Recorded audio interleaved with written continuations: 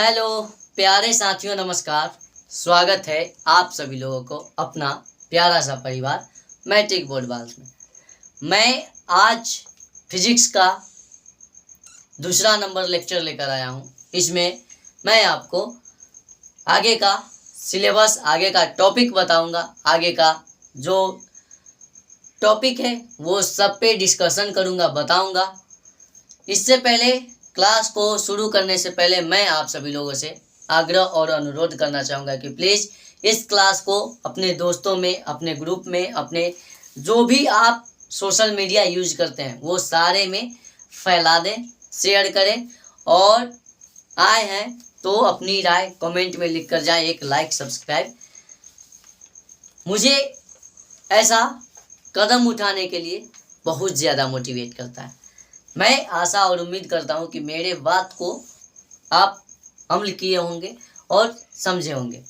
जैसा कि मैंने आपको कल बताया था प्रकाश के बारे में, प्रकाश से संबंधित जानकारी दिया था। उसके बाद मैंने बताया था प्रकाश किरण के बारे में। उसके बाद प्रदीप्त और अप्रदीप्त वस्तु के बारे में बताया था। उसके बाद मैं आपको बताया था प्रदीप्त और अप्रदीप्त वस्तु के बारे में। उसके बाद मैं आपको बताया था प्रकाश स्रोत के बारे में, जो कि ये सारे टॉपिक बैकअप वीडियो में बताया गया है। यदि आप नहीं देखे हैं तो नीचे उसका लिंक दिया गया है, आप जाकर देख सकते हैं। आज मैं उससे आगे का टॉपिक लेकर आया हूँ, जिस टॉपिक का नाम है प्रकाश की किरण, यानी रे ऑफ लाइट। इसे इंग्लिश में देखा जाए तो रे ऑफ लाइट कहते हैं। और ये प्रकाश की किरण, तो कहने का मतलब प्रकाश की किरण वह कहलाता है जिसके माध्यम से या जिस पे प्रकाश क्या करती है, गमन करती है। प्रकाश क्या करती है, गमन करती है। तो कहने का मतलब प्रकाश जिस पथ पे चलती है, यानी प्रकाश जिस पथ पे चलती है उसे क्या कहते हैं, उसे कहते हैं प्रकाश की किरण। यानी प्रकाश जिस पथ पे चले उसे कहते हैं किरण। प्रकाश जिस पथ पे चले उसे क्या कहते हैं, किरण कहते हैं, प्रकाश की किरण कहते हैं। तो लिखेंगे कि प्रकाश जिस पथ पर चलता है उसे प्रकाश की किरण कहते हैं, यानी रे ऑफ लाइट कहते हैं, रे ऑफ लाइट। ठीक, अब मान के चलिए कि ये रेखा है, ठीक, ये एक माध्यम और इसमें प्रकाश ऐसे चला गया, तो ये जाने की क्रिया देखिए, ये ऐसे जाने की क्रिया क्या कहलाएगा, ये प्रकाश की किरण कहलाएगा। क्या कहलाएगा, प्रकाश की किरण कहलाएगा। क्या कहलाएगा, प्रकाश की किरण कहलाएगा। ठीक, अब अगला टॉपिक आपके सामने आता है, वो है किरण पुंज। क्या है, किरण पुंज। किरण पुंज कहने का मतलब बहुत सारे किरण एक साथ मिलकर गमन करती है और ये सारी क्रिया क्या कहलाती हैं, किरण पुंज कहलाती है। तो इसका परिभाषित रूप यदि देखा जाए तो लिखेंगे किरणों के बहुत सारे समूह को, नहीं डायरेक्ट लिखते, किरणों के समूह को किरण पुंज कहा जाता है। किरणों के समूह को क्या कहते हैं, किरण पुंज कहते हैं। किरणों के समूह को किरण पुंज कहते हैं। क्या कहते हैं, किरणों के समूह को किरण पुंज कहते हैं। ये किरण पुंज के बारे में हुआ। अब देखते हैं कि आपके बुक में किरण पुंज 3 तरह के बताया गया है। वास्तव में 3 तरह के होते भी हैं। एक होता है सबसे पहले समांतर किरण पुंज, समांतर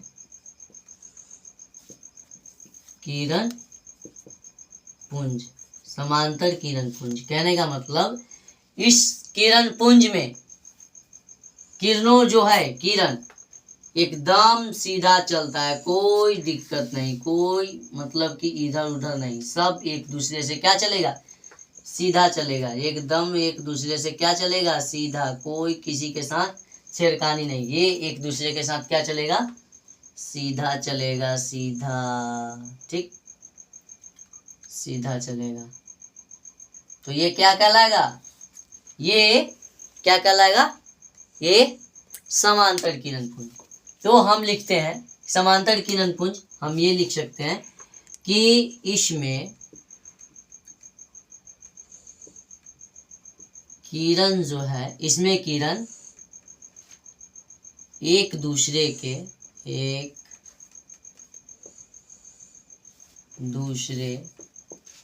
के समानांतर होती है। इसमें एक दूसरे के किरण क्या होता है, समांतर होती है, जिसे क्या कहते हैं, जिसे समांतर किरणपुंज कहते हैं, जिसे क्या कहते हैं, समांतर किरणपुंज। अब अगला आता है अपसारी। दूसरा में क्या है, अपसारी किरणपुंज। दूसरा में क्या है, अपसारी किरणपुंज। अपसारी किरणपुंज कहने का मतलब इसमें क्या होता है, अपसारी किरणपुंज में एक बिंदु से इधर भी चल जाएगा, इधर भी चल जाएगा, इधर भी चल जाएगा, इधर भी चल जाएगा, इधर भी चल जाएगा। यानी अपसारी किरणपुंज में क्या होता है, अपसारी किरणपुंज में क्या होता है, एक बिंदु से निकलकर फैलते चला जाता है। क्या होता है, फैलते चला जाता है, तो वो क्या कहलाता है, अपसारी। ये फैलते जा रहा है, ठीक, फैलते जा रहा है, फैलते जा रहा है, फैलते जा रहा है, ठीक। तो इसको हम लिख देंगे कि इसमें किरण एक बिंदु से निकलकर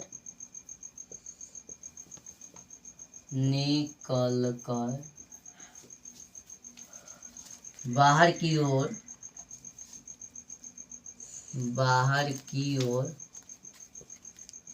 फैलते चली जाती। इसमें क्या होता है, फैलते चली जाती है। इसे क्या कहते हैं, इसे कहते हैं अपसारी किरणपुंज।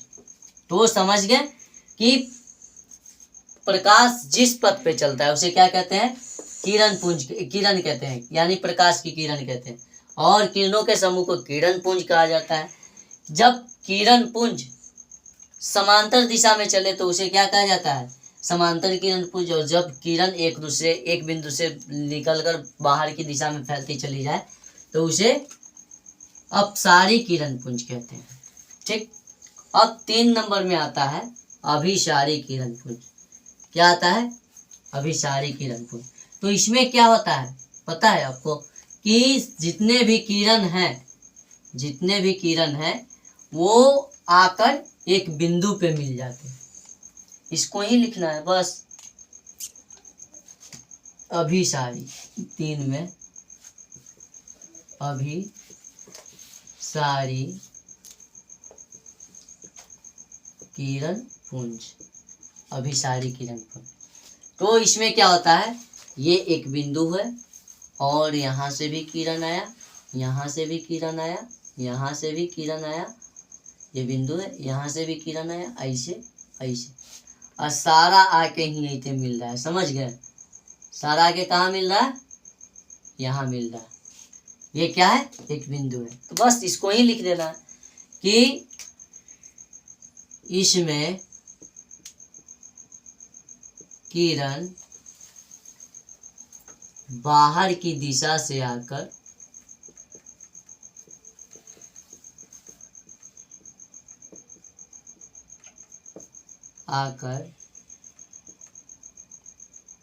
एक बिंदु पर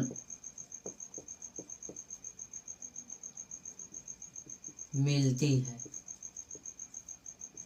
उसे अभिसारी किरण पुंज कहते हैं। उसे क्या कहते हैं? उसे अभिसारी किरण पुंज कहते हैं। अब किरण पुंज के बात खत्म हुआ, ठीक। किरण पुंज 3 प्रकार के होता है, अपसारी, अभिसारी और समांतर।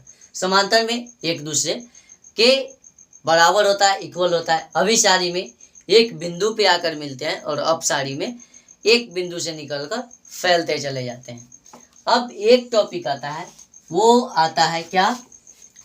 पारदर्शी, पारभासी, पारदर्शी, पारभासी और अपारदर्शी। क्या आता है? अपारदर्शी। समझिएगा, पारदर्शी में क्या होता है? वस्तु से प्रकाश की किरण एकदम आर पार कर जाती है, यानी एक तरफ से दूसरे तरफ की ओर प्रकाश क्या हो जाती है? चली जाती है। उसे क्या कहते हैं? पारदर्शी। लेकिन अपारदर्शी में ऐसा नहीं होता है, यानी थोड़ा भी नहीं जाता है। लेकिन पारभासी जो है इसमें थोड़ा सा जाता है और थोड़ा सा नहीं जाता है, तो वो कहलाता है पारभासी। तो इसमें एक दूसरे माध्यम में प्रकाश आर पार कर जाता है, ठीक है। तो सबसे पहले देखते हैं पारदर्शी के बारे में। किसके बारे में? पारदर्शी। पारदर्शी तो कहने का मतलब इसमें क्या होता है? प्रकाश इस तरफ से उस तरफ पूर्ण रूप से पार हो जाता है, ठीक। तो लिखेंगे कि इसमें प्रकाश किरण या प्रकाश की किरण आसानी से आर पार हो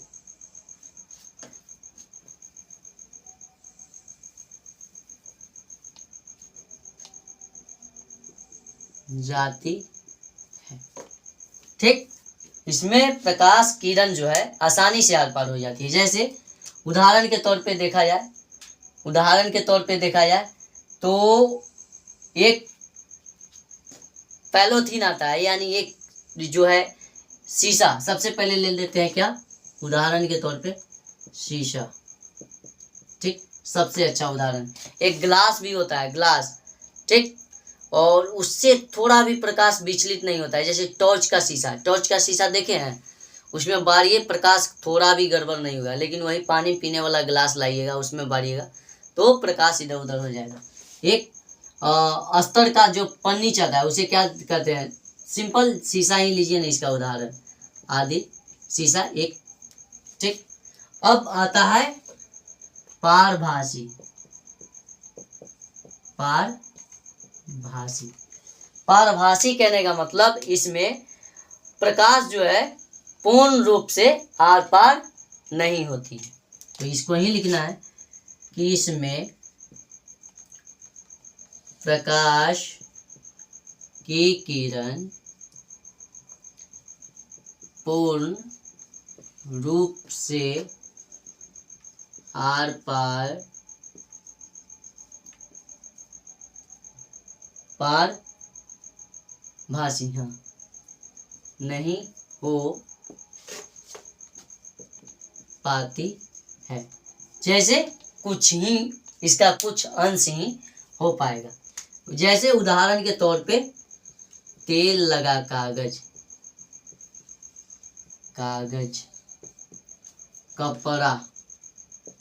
कपड़ा में सूती लेना होगा, कॉटन लीजिएगा तो कॉटन भी चलेगा, ठीक।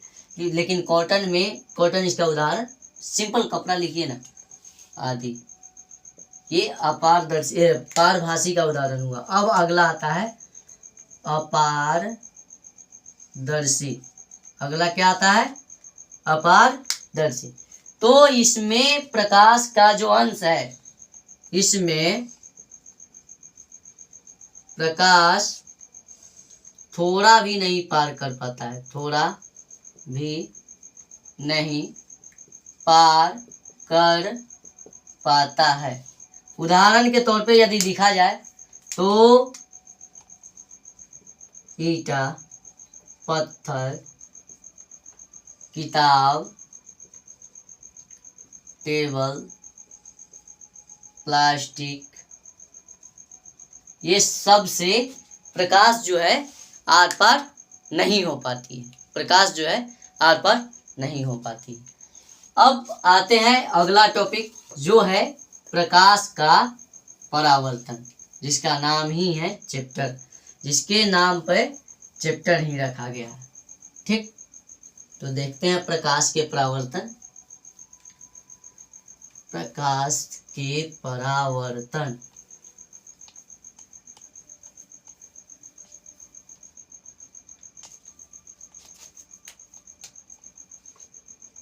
प्रकाश के परावर्तन। ठीक, तो प्रकाश के परावर्तन कहने का मतलब प्रकाश आता है, प्रकाश परावर्तन करने मतलब समझ रहे हैं, इसे क्या कहा जाता है? Reflection of light. प्रकाश परावर्तन कहने का मतलब प्रकाश आया और किसी कारणवश कोई वस्तु या सतह से टकराकर उसी माध्यम में वापस लौट गया, तो ये घटना जो घटी, यही घटना को क्या कहते हैं? प्रकाश के परावर्तन कहते हैं। ठीक, और इससे संबंधित दो नियम बताया गया है। ठीक, वो दो नियम क्या है उसके बारे में भी जानेंगे। तो इसको ही लिखना है कि प्रकाश को किसी वस्तु या सतह से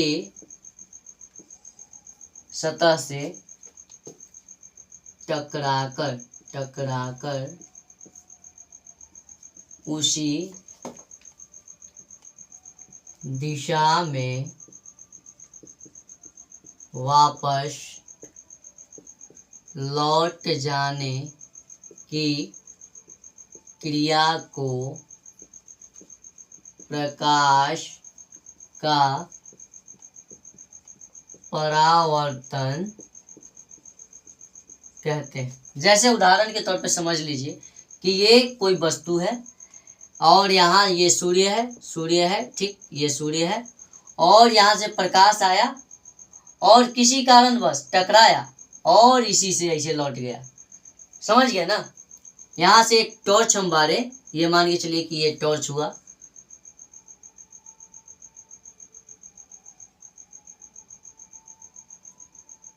ये टॉर्च हुआ और इसको हम ऐसे ऐसे बारे। ठीक, और ये वस्तु है।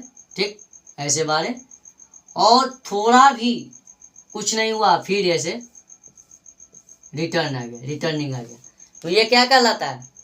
परावर्तन कहलाता है। क्या कहलाता है? परावर्तन कहलाता है। तो समझ गया ना कि प्रकाश के परावर्तन यदि आपसे कोई पूछे तो क्या बताइएगा कि प्रकाश को किसी वस्तु या सतह से टकराकर उसी दिशा में जिससे वो आ रही थी, कौन से दिशा में? उसी दिशा में जिससे वो प्रकाश आपतित होती है। ठीक, तो इसको इसी तरह से भी लिख सकते हैं कि प्रकाश की आपतित दिशा को किसी वस्तु से टकराकर उसी दिशा में लौट जाने की क्रिया को प्रकाश का परावर्तन कहते हैं। यानी प्रकाश का परावर्तन, कोई वस्तु आ रहा है, कोई प्रकाश आ रहा है किसी वस्तु से टकराकर और वापस लौट जा रहा है, तो क्या कहलाता है? प्रकाश का परावर्तन। अब देखते हैं प्रकाश के परावर्तन के नियम, जो कि VVI है, इंपॉर्टेंट टॉपिक है, इसको नोट कर लीजिएगा। प्रकाश के परावर्तन के नियम, प्रकाश के परावर्तन के नियम। ठीक, तो लिखेंगे कि प्रकाश को किसी वस्तु से टकराकर वापस लौट जाने की क्रिया के संबंध में एक नियम दिया गया था, जिसे प्रकाश के परावर्तन को नियम कहते हैं। तो इसको लिख सकते हैं कि प्रकाश के परावर्तन के संबंध में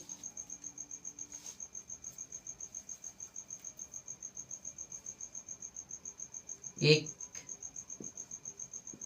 नियम